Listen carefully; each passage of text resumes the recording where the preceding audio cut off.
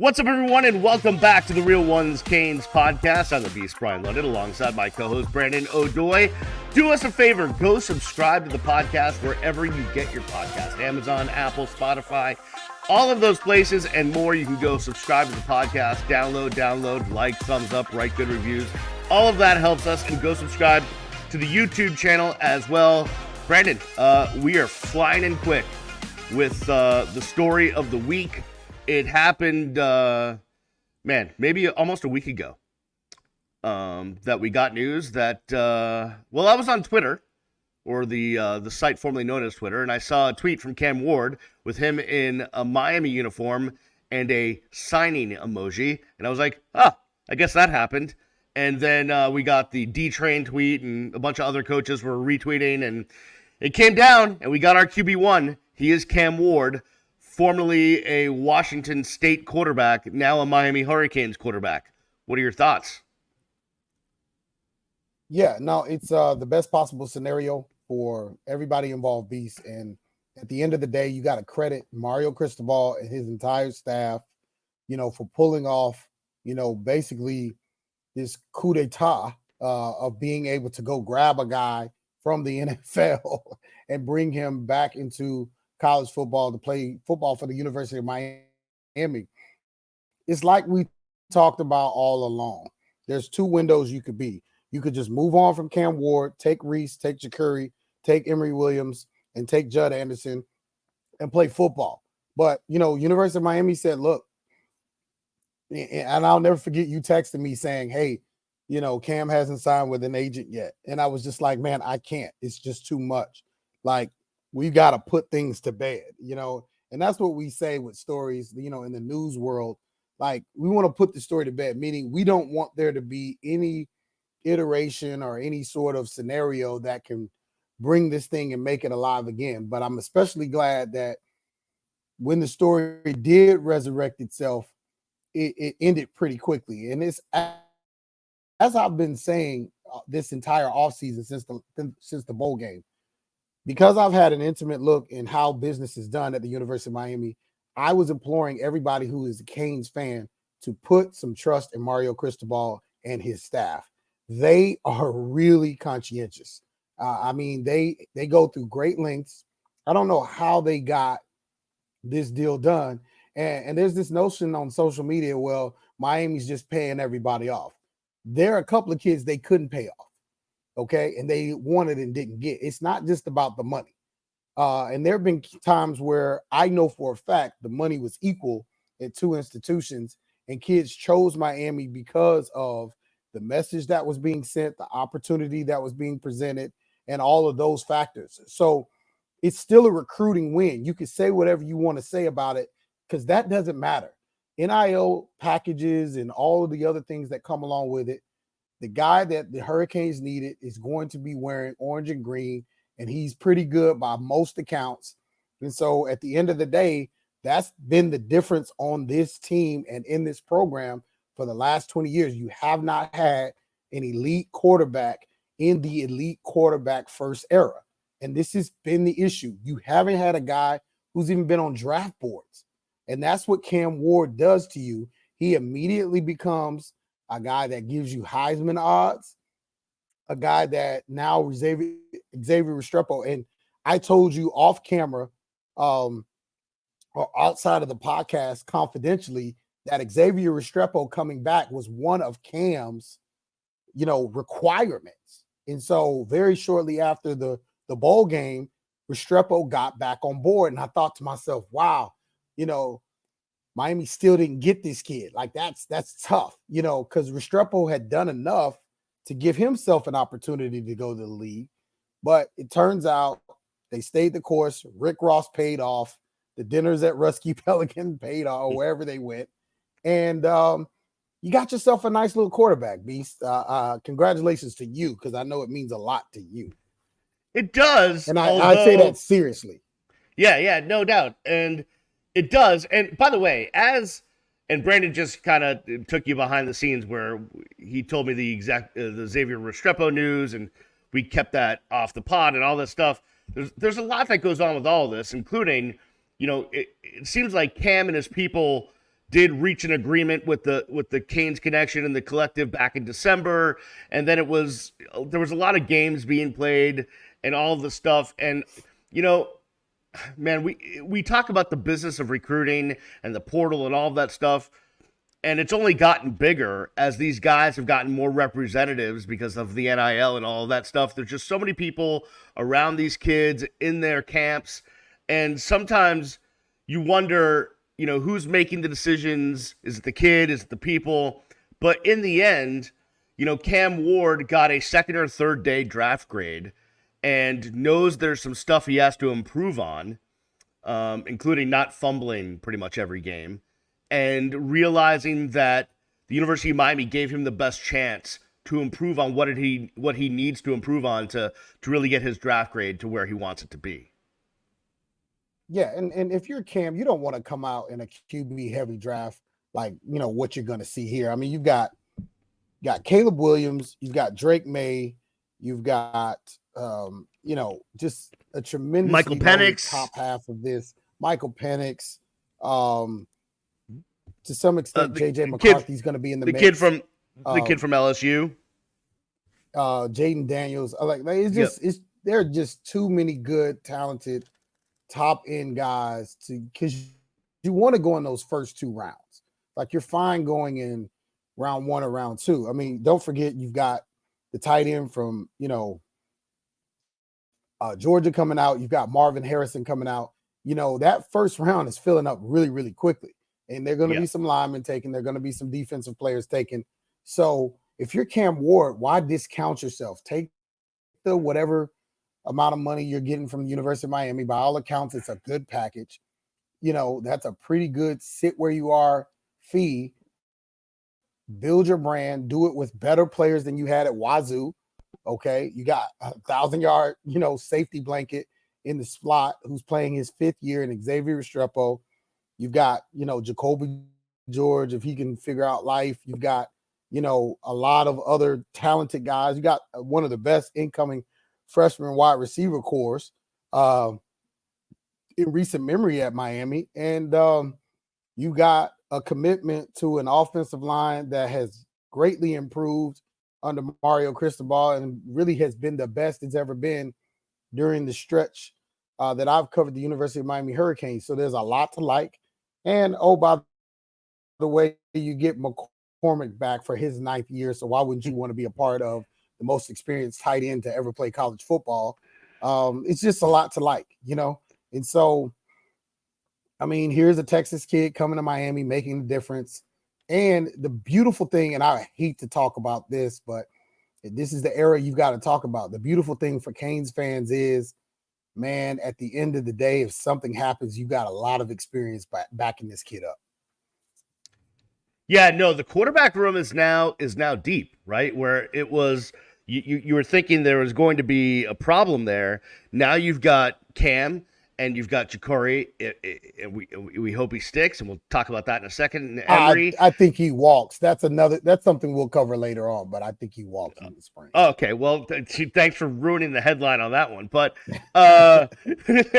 but you do have and you got Poffenberger who comes in, and I need to, when that story broke, we did a podcast, and I said on that podcast, I said, to me, I feel like, and I don't know if this was one of my emergency pods or if it was with you or not. No, we did a full one.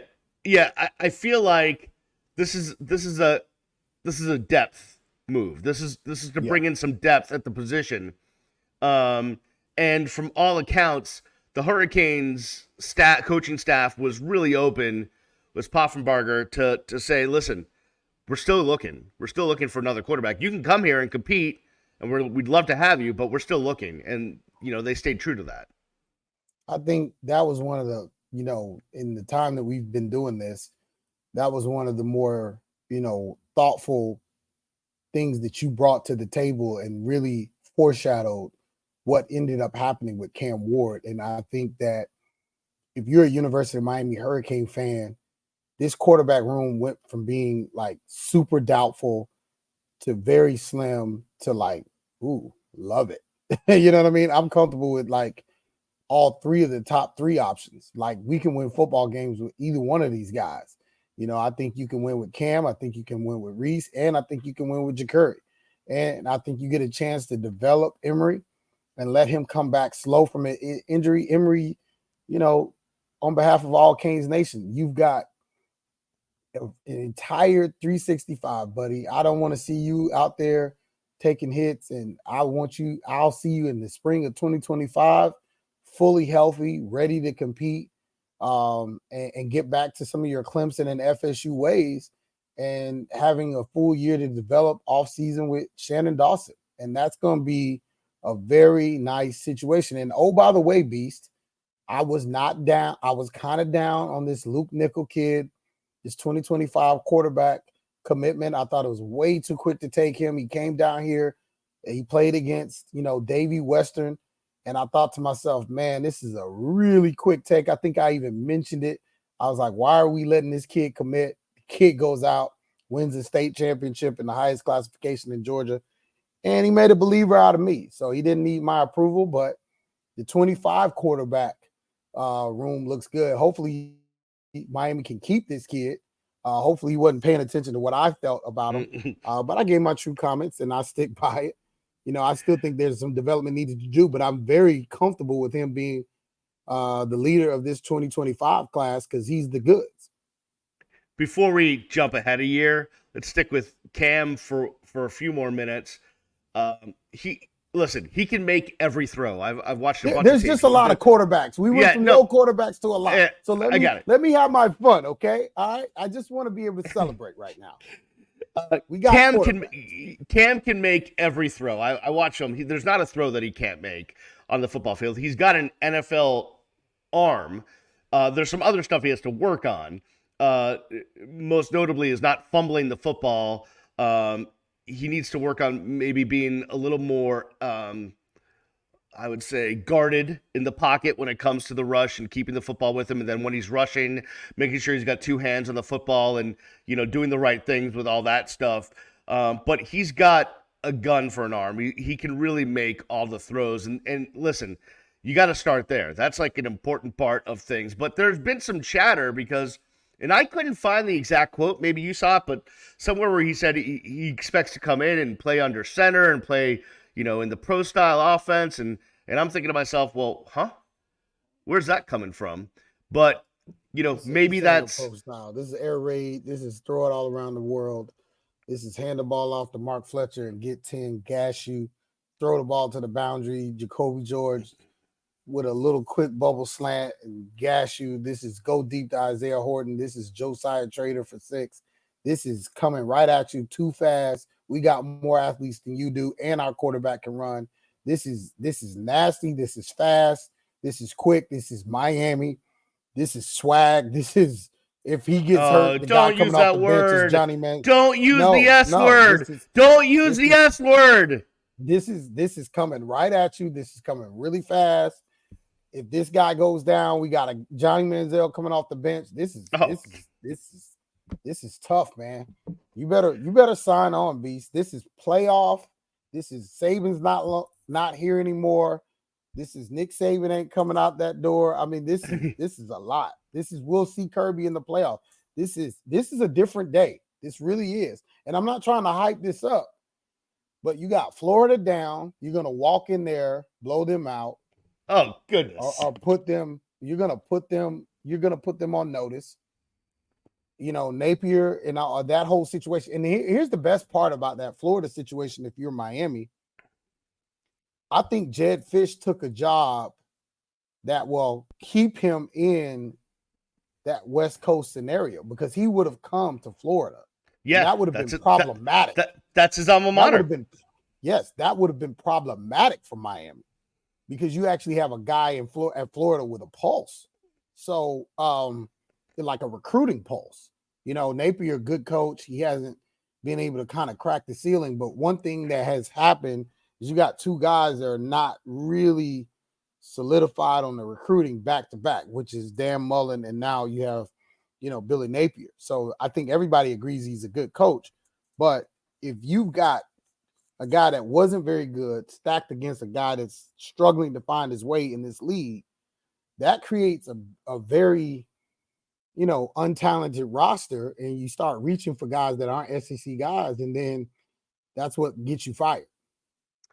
So let's discuss how this Cam Ward news impacts the quarterback room. You already dropped what you think is going to happen with Jacurri Brown, which I think would be a shame. I love that kid. But how do you think this plays out? Exactly as I said, I think Cam comes in, Reese is fine because he knows Cam's a one and done, and he's looking toward 25. He knows at some point he'll play because they're either going to be packages or blowouts. I think Jacurri will find out how much he really wants to be a Miami Hurricane. Because if I'm him, he's the most Cam-like.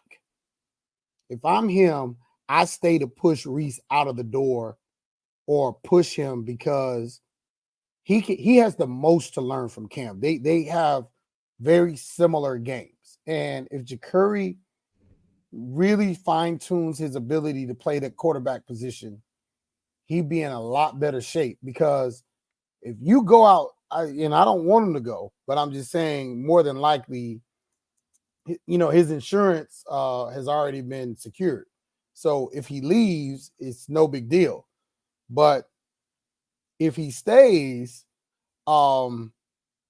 it's great because he gets to sit behind a dude that is the full potential of what he could be.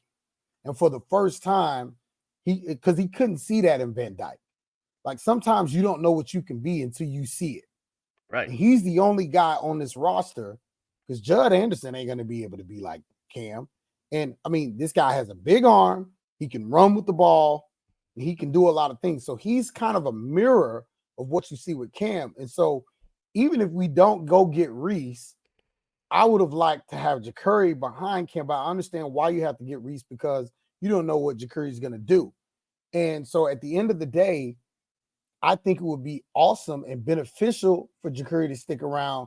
I just don't know if he will because, again, when that spring window opens up, he's got two guys ahead of him at least instead of one. And he's already, got a scenario where he wasn't probably happy with how things played out last year. So that's how I think the QB room goes. But to sum up how I feel about Cam, I didn't want to wait on him. That's not hate. I just didn't think it was a good strategy. The guys in the room, D-Train, Cristobal, all those guys, they never gave up. And that's one thing. I've told you this before, Beast. They don't give up. Until it's done, until it's impossible, okay? And I'm talking about Jeremiah Smith. I'm talking about everybody they didn't get that they wanted. I know for a fact, your head coach, Canes fans, he ain't giving up until it's over, done, signed, and it can't be reversed. We worry about Jacurri leaving. I could see a scenario, like you said, where Jacurri looks at Cam as, oh, let me stay and mentor and get mentored by this guy. And Emory is the guy that is the odd man out. Yeah, but see, Emory can't go anywhere because to me, I feel like he hasn't done enough, and you don't get in the portal off an injury. You need to come back and prove that you're healthy.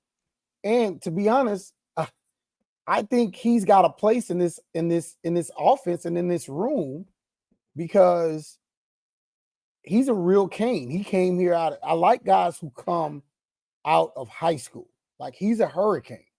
I'm not saying Cam isn't or Reese isn't, because this is the new college football age, but he chose to come here, and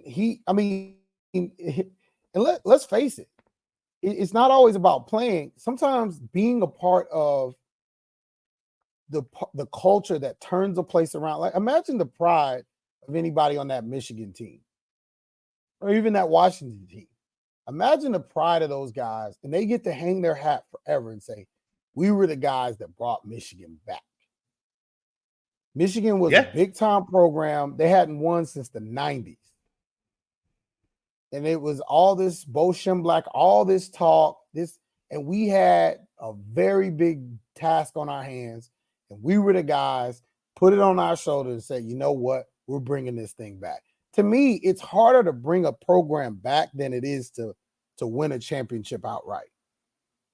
Yeah, you know what? It is hard to get back to the top once you've been there, no doubt about it. All right, we're going to take a break. On the other side, the other big issue that we need to talk about is a huge one, not just in college football, but in sports.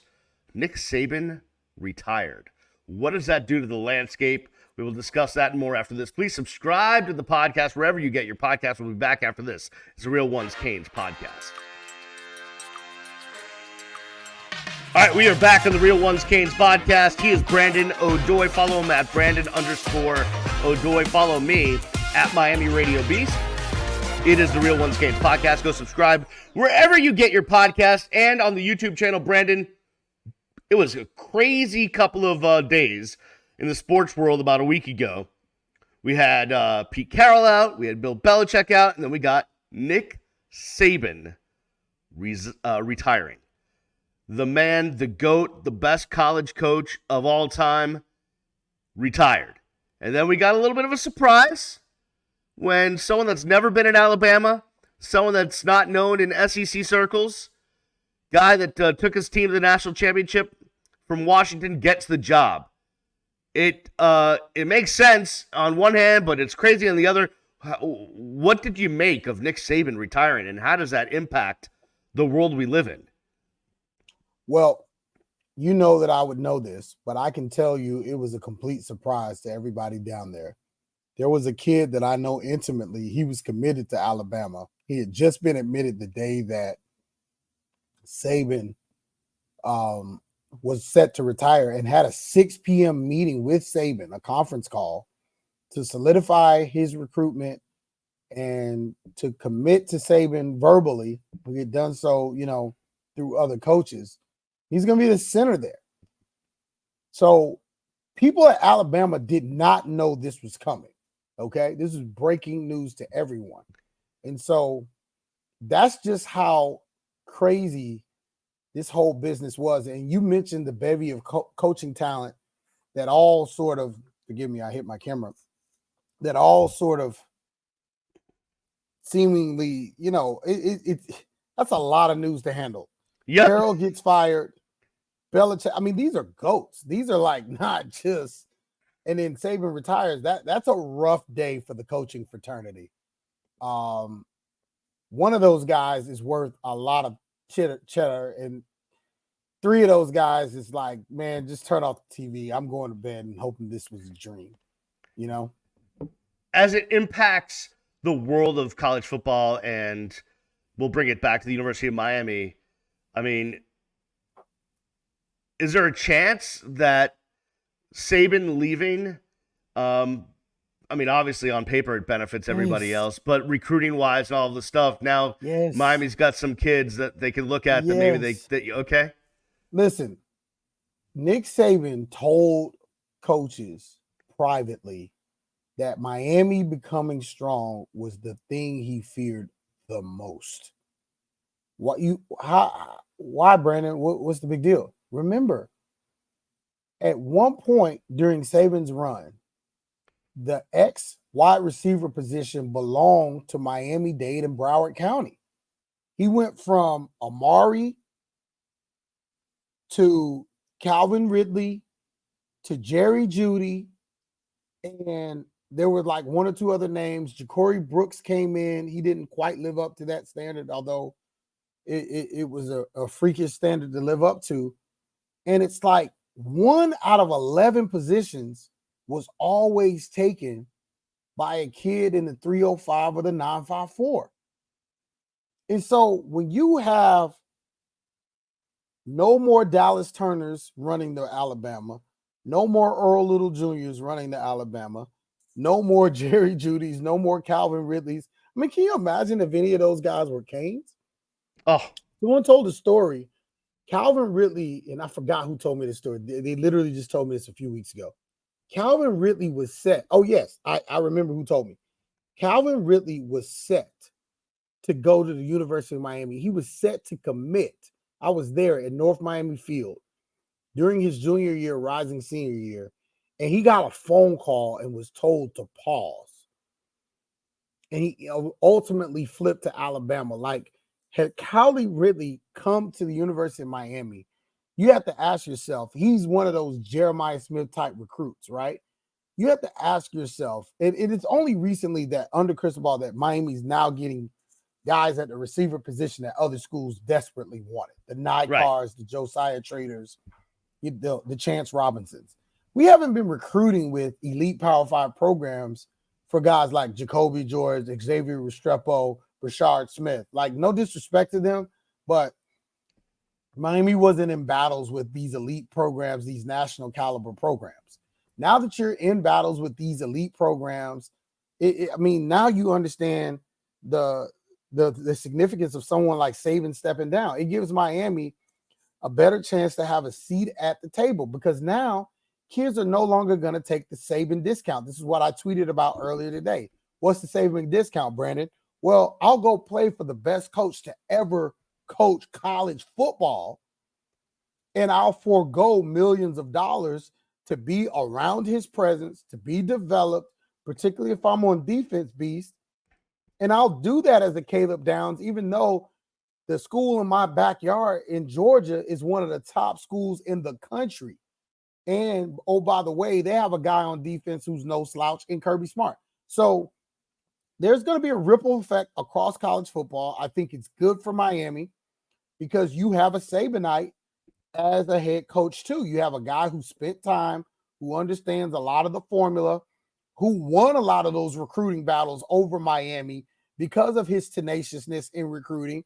And say, Mario Cristobal is holding his staff to that very high standard that Coach Saban held him. He told me a story privately, and I won't get into the details because I want to maintain confidentiality and my ability to talk to Coach off the record and candidly, but he told me a story that basically underscored, what he needed to accomplish while he was at Alabama to recruit a certain prospect. And all you need to know basically is that when he was presenting like potential issues and possibly it not getting done, Coach Saban basically gave him a look like, I don't care. I don't want to hear your excuses. Get the job done. And that's the kind of guy you need to be around. That's the kind of guy you need to have as a head coach. And that's the kind of sentiment you need to pass down in order to break through the mold for this Hurricane program to get back to where people expect it to be. 2001 was a long time ago, Beast. You know what you were doing in 2001? I know what you were doing, but do you know what I was doing in 2001? In 2001, I was a junior. I was a junior in college. I was a junior. Matter of fact, I was a sophomore in college going into my junior year. Okay. Now I'm married with 3 kids now. That was a lifetime ago. Now that you're making me feel old. Yeah. Thanks for making me feel old. I'm just telling you. I appreciate it. At the end of the day, that's how long it's been. Michigan, it was longer for them. They hadn't won a championship since 97. And like I said in the first segment, it's harder to bring a program back than it is to get to the top the first time. It just really is. Especially when you got one of these blue bloods like your Notre Dames, your Michigans, your Ohio States. Like, that's much tougher to do because the expectations are just ridiculous. But having said all this, I'll end it by saying this. It's great news for the Hurricanes because that's one less dog you got to fight. It's bad news for college football. You use a guy that you probably would never see again in your lifetime. You'll never see somebody dominate like that for 17 years. You'll never see people get bent out of shape for losing 2 games in a season. Like, you'll never see a span of the championships that were won. You're never going to see that. Kalen DeBoer goes from Washington to Alabama. Listen, everyone says he's a brilliant X's and O's coach. Everyone loved what he did at Washington. He had a meteoric rise. And I applaud him for having the cojones to be the guy that follows the guy. Although you never really want to be the guy that follows the guy. You want to be the guy that follows the guy that follows the guy. I don't know what kind of success he can have. I don't know what you've heard about recruits and what they think of him or what the scuttle is as far as him taking that Alabama job. Well, I think that's the best hire they could have made. I think it's better than Sark. Outside of Kirby, I think that's the best. And Kirby wouldn't leave because he's home, right? He went to Georgia. Okay. Plus, he's built a juggernaut. He's 1 win away from winning 3 straight, you know, which has also never been done. Okay. But at the end of the day, this guy they hired is a winner. I mean, let's let this settle into your spirit. This guy, over 12 years, lost 9 games. 12 years, he lost 9. He's the most prolific winner in modern college football. And so if you're talking about a guy that wants to replace the best to ever do it, that's a pretty darn good start. And everybody's going to say, well, he's not a Southerner. Neither was Saban. Saban's from West Virginia. Okay? He came from the Big Ten to the SEC, and then from the SEC, he went to the Miami Dolphins and was terrible. Let's make that known too. Miami, Alabama took a chance on Nick Saban. If that's, I mean, I think that's fair to say. He was terrible at the Miami Dolphins. You get what I'm saying? Yeah, but I don't listen. He was great at LSU. He went to the Miami Dolphins. I actually think he would have had success as he stayed at the Miami Dolphins, especially if he had taken Drew Brees over Dante Culpepper. But I think we could pretty much say that Nick Saban, I don't think they were taking a chance on him. I think he was a proven college coach at that point. He was a proven college coach who was coming in. He had a few marks on his resume based on what happened at Miami. Let's just put it like that.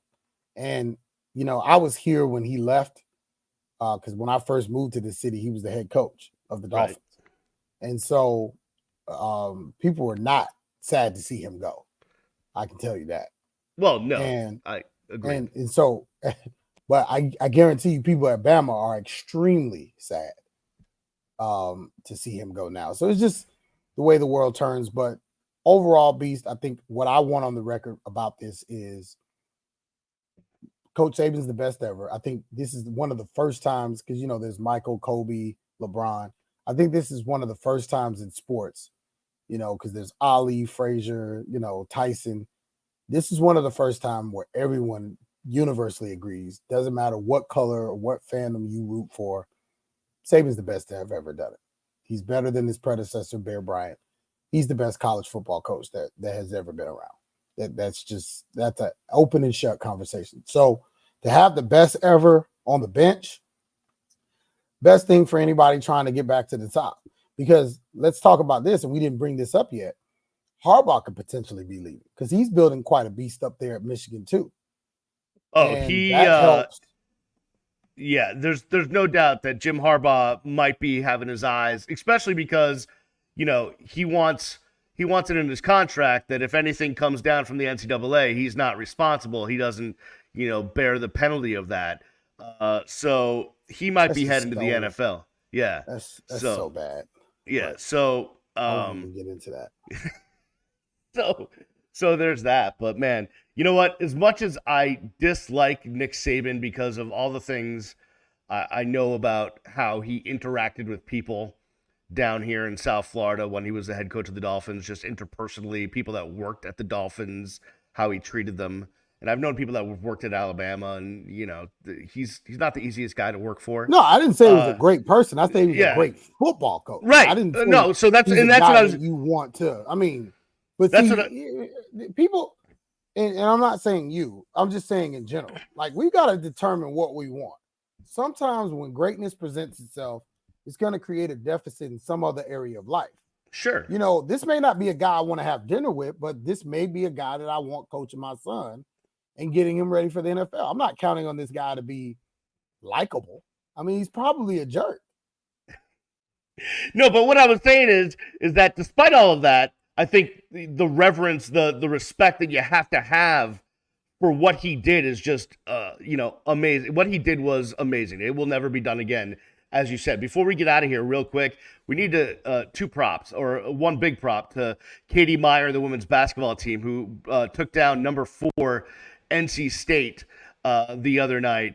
a great job by them. They won 73-59. The women's team is 12-5 in the on the year, and they got 3 players with 18 points, and Jasmine Roberts and Cheyenne Day Wilson and Lachey Dwyer. So can I say something about Katie Meyer? Oh, she's amazing. She is amazing. I remember when she was first hired, because I started covering around the time she first came to Miami in 11. She's quietly one of the best. She doesn't get a lot of national pub.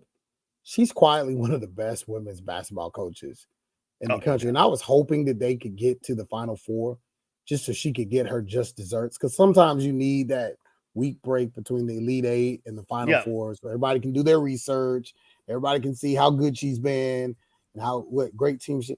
Miami's not necessarily a women's basketball destination, but she's always had competitive teams. She always does well in the tournament. That tournament run they had last year was incredible. She's always done really well. She deserves her flowers. So she's you, Katie Meyer. She's totally awesome. I love Katie Meyer, one of my favorite people on the planet. By the way, the men's team better pick up a win at Syracuse. They've lost a couple that have me a little bit upset, but we'll get to that down the road. All right, Brandon, we have our QB1. His name is Cam Ward, and we will see how this thing goes. Yeah, there's Brandon going back for a pass. We will talk to you next week, everybody. Thanks for tuning in. Make sure you subscribe wherever you get your podcasts, Spotify, Amazon, Apple, all of that stuff. It's the Real Ones Canes podcast. We'll see you next time.